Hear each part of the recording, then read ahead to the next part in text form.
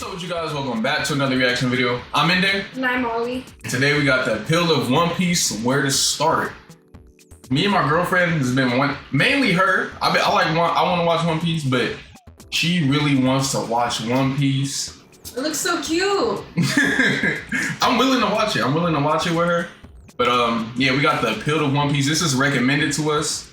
Cause we know where to start, but might as well watch this video. But look, I hope all you guys that are watching this video is taking care of yourselves. Let's get into the video. For a while now, there has been a certain ominous shadow cast across this channel. You see, as a YouTuber, I'm generally known for 4 things: my long, in-depth videos, my love of all things shonen, my utterly flawless spelling, and my absolutely perfect pronunciation of the Japanese language. And the problem with those former 2 is that at some points it means that I need to do a video on the series One Piece. Which is fine, I like One Piece quite a lot, in fact. But the issue comes from how insanely long the series is, currently residing at its 833rd chapter, and the staggering breadth of its world, which, according to the One Piece wiki, has currently 866 named characters. I know because I counted, and it took a long time. So how do you remember all that? Such a massive series like One Piece? Well, the answer that I've come to, at least, is the same way that one devours a whale. And that is piece by piece. One Piece. What the fuck? No, that's not good. And so, what we're going to do here today is that rather than go straight into a full-blown why you should watch/read, which, don't worry, we will get to, is to first put out a shorter video covering what I consider some of the broader structural aspects of One Piece, which will then free us up and allow us to take a much deeper dive into the characters and themes later on. So with this in mind, my friends, please sit back, relax, and consider this an entree with the main course still to come. And let's discuss the appeal of One Piece. Where to start? I first encountered One Piece in 2006 on the UK television version of Toonami, and unbeknownst to me at the time, what I was watching was the infamous 4Kids dub, which would become well known over time for its questionable translation and excessive amounts of censorship. And even despite these factors, I really came to enjoy the adventures of Nami, Zoro, and of course Luffy. The series had a unique playfulness to it that made it stand out from other more stoic series I'd seen up until this point, like Bleach and Dragon Ball Z. And even in the show's more dramatic moments, there was always a tremendous amount of fun to be had. Of course, as I watched the imaginative pirate adventure on my parents' old TV, what I was completely unaware of was what a world-shattering phenomenon I was actually dealing with. That revelation would only strike me several years later, when, on a trip to Japan, it became obvious what a massive deal One Piece actually was. Around every corner in every shop seemed to lie another new piece of Straw Hat Pirate merchandise. Luffy and his ragtag crew were everywhere on everything. One Piece branded bread, One Piece bath salts, even entire One Piece branded shops. Damn. It was incredible to see how what I thought was a simple show about pirates utterly dominate the mass consciousness of a single country. The closest thing I could liken it to was the Simpsons mania of early 90s America. This was, of course, before I started looking into things like global sales figures and weekly shonen rankings. And if I had, I would have known things like the fact that One Piece has sold over 400 million units worldwide, making it the 3rd biggest selling comic in existence, recently beating out Spider-Man for the number 3 spot, leaving only Batman and Superman ahead of it. And even then, in 2016, Batman sold 1,859,956 units, and Superman sold 828,069 units. And you could even roughly double the sales of both series by taking into account all their offshoot titles. And it still wouldn't even come close to the 12 million in sales that One Piece sold that same year. And where things really start to get crazy is that if these trends were to continue and One Piece were to run for another decade, it would nearly certainly surpass Batman in lifetime global sales. And if it were to run for another 2 decades, which for Oda's sake I hope doesn't happen, it would surpass even Superman, becoming the biggest selling comic in existence. That'd Now, be I'm not saying I crazy. think this will happen, but it's a hell of a thing to consider. And so, how has a series about a pirate boy made of rubber managed to capture the hearts and minds of so many people worldwide? Well, to put it simply, the primary appeal of One Piece is the simple premise of adventure. And yes, that is also the core concept of countless other shonen series, but nothing really captures the same sense of scale and exploration as the world of pirates. Our hero on this voyage is the energetic young pirate, Monkey D. Luffy. Luffy is a simple character with a simple goal, to find the mysterious treasure only known as One Piece, and in doing so, become king of the pirates. This was Luffy's primary motivator from chapter 1 and remains so in chapter 834. And this keeps Luffy's journey along the one distinct path, which is a concept surprisingly unique to One Piece. In most other shonen series, our heroes will go on several different large adventures throughout the course of its run, and these are what make up the arcs. But in One Piece's case, it's always the same journey along the same path, to the point that you can actually chart Luffy's route out on a physical map. And the sub-arcs come from the various different islands or landmasses the crew encounters along the way. This works particularly well as it makes the core story of One Piece very easy to understand, while also allowing for a massive amount of variety in the series sub-arcs. Some can be very simple, like the Barty arc, in which the Straw Hats visit a famous sailing restaurant in order to recruit a chef. Or very complicated like the Dressrosa arc, in which the crew must untangle a web of political intrigue and face down a vicious and tyrannical false king. And because of how the arcs are structured, with literal massive quantities of ocean between them, there's no real limit to the kind of stories One Piece can tell. They start off fairly villain of the week-esque, with most enemies being rival pirate captains, but as we move on, we see the Straw Hats embroiled in government conspiracies, abducted by massive haunted ghost ships, springing jailbreaks, and even being at the center of large-scale global conflicts. And throughout the entire adventure, there's this real genuine sense of time and progress. When Luffy sets out on his journey from Fuchsia Village, he has little more to his name than a wooden dinghy and his straw hat. And now, 20 years later, he's an infamous pirate warlord, the world-famous captain of one of the most renowned pirate crews. That picture cold, I ain't gonna lie. The Straw Hat Pirates, That shit cold. of whom include a master samurai, a technologically advanced pantsless cyborg, and even an undead violinist with a awful, amazing sense of humor. One of the core joys of One Piece is watching Luffy slowly ascend in status and build his crew as each new battle propels him closer to his dream while also increasing his notoriety worldwide.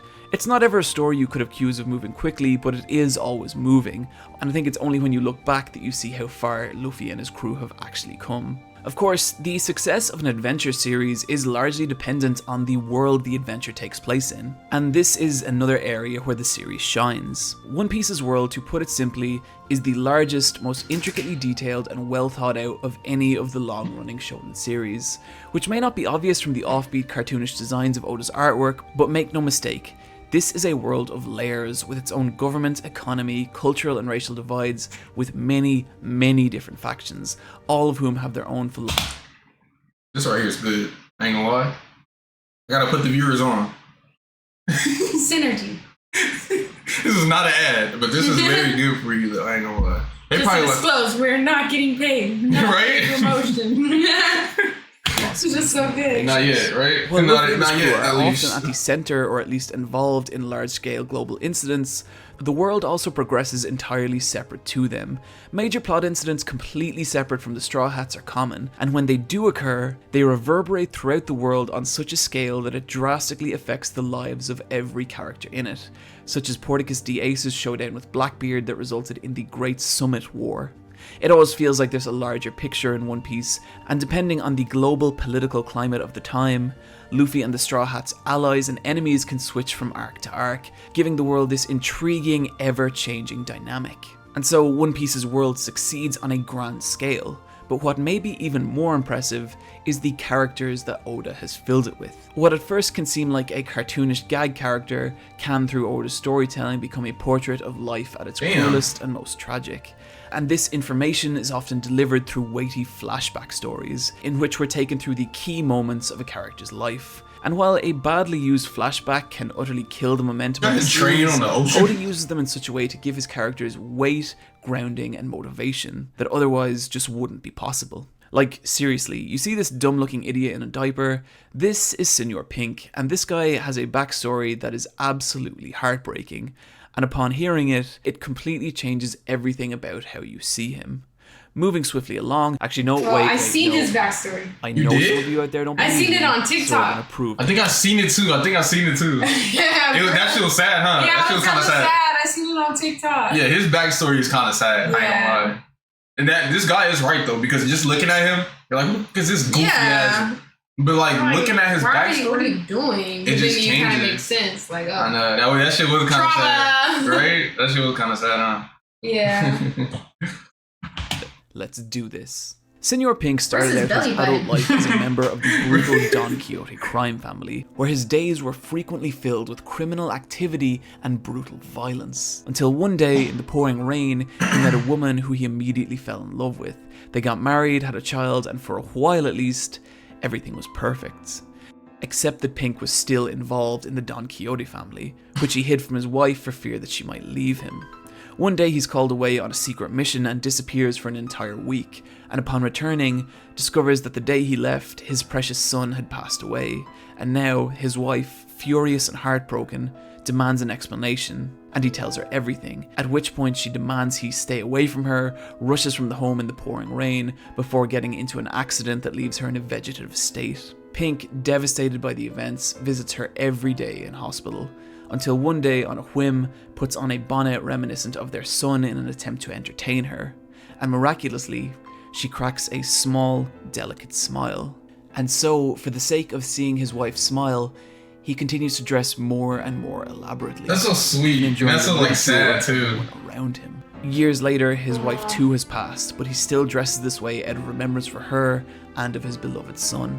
And so, one of the silliest looking characters in One Piece actually has legitimate character motivation. Yeah, that's a good ass And in backstory. justifying this, he becomes an actual grounded, tangible character. What really gets me here is that this is one tiny, inconsequential character in One Piece's world. And yet still, Oda manages to imbue him with a sense of depth and grounding many writers fail to give even their main protagonists. And that's to say nothing of the amazing job Oda's done in establishing the main major heroes and villains of One Piece's story. Having so many characters with such fleshed out histories and motivation is the primary factor that makes One Piece's worlds feel so vivid and alive, and makes each individual character feel like a true story in their own right. The last thing I'd like to talk about with One Piece is also one of its least tangible elements, and that is the creativity and imagination that's gone into it. There's always a sense that when reading One Piece, Oda himself is enjoying the world and characters more than anyone. It can be seen in the new and creative ways Luffy uses his at first seemingly limited power. It can be seen in the bizarre visual design of many of the world's inhabitants and the camaraderie that takes place between the Straw Hats, and even in the ever-evolving unique structure of Oda's story arcs. He always seems like an author not striving to hit a deadline, but an artist creating a world and story distinctly of his own vision. This is something we're going to dig a lot deeper into in a future video, but for now, just trust me, simply no one writes a story like Ichiro Oda. So with all that in mind, where should you start? Well, the obvious answer is page 1, chapter 1. The manga is for the most part a fantastic read, but I understand people's reluctance to get into it given its insane length. And the anime comes with many of its own issues too, such as a weak production run and masses of filler. But if you're curious to know if One Piece really is for you or not, or even if you just want to dip your toe in, allow me to present a different option, and that is the fantastic One Piece Movie 6, Bara no Matsuri and the Secret Islands. Directed by Mamoru Hosoda of the Digimon movie The Girl Who Leapt Through Time and Summer Wars, the movie encapsulates, in a digestible 90 minutes, everything that makes One Piece as a series so much fun, on top of having some absolutely gorgeous animation and character designs, and one of the darkest and hardest right turns I've seen on film for a while. It requires basically no prior knowledge of One Piece or its world to enjoy, and I think even if you have zero interest in One Piece, seeing one of Japan's most talented directors put his own unique spin on the world of pirates is absolutely worth checking out. Guys, that's going to do it for my intro into One Piece, and there is still a ton more we need to talk about. The characters, the Their themes, smiles look Oda's so unique weird. visual aesthetic, and what cursive I feel like that's the food only he thing ate that's in kinda order to stopped me actually be from able getting to into it. constantly Is there produce a smiles? manga Yes, of such they're so quality. creepily And we large, shall in a but- full-blown why you should But watch it just slash looks read like an One Piece adorable coming show. later this year. Yeah. But I hope this video, at the very least, has given you a foothold with which to get started. And also, as some of you are aware, I recently started a Patreon. So if you enjoy this channel and would like to see your name listed with all these beautiful people right here, Nice. consider heading over to patreon.com/. But look, we're gonna watch that movie because that looks good. That look like I like the art style of it. It looked pretty Yeah. nice. We're gonna watch the movie. The smiles creep you out. Yeah, but it's very interesting. I like shows that like put a lot of creativity Yeah. into it. One Piece definitely looks like it. Definitely, like what he was saying, like how the artist is just, he's not trying to like make it, you know, perfect, but he's just making it his own little Right. world for you to just look into. That's part of the reason why I like Naruto so much, because I always felt like it's just its own little world, you know? Yeah. So that's how I know that I'm gonna like One Piece. Naruto's hard. Yeah, you don't like One Piece. Yeah. We're gonna watch the movie soon. Like, comment, subscribe if you're new. Stay tuned for the movie. If you want to see, subscribe.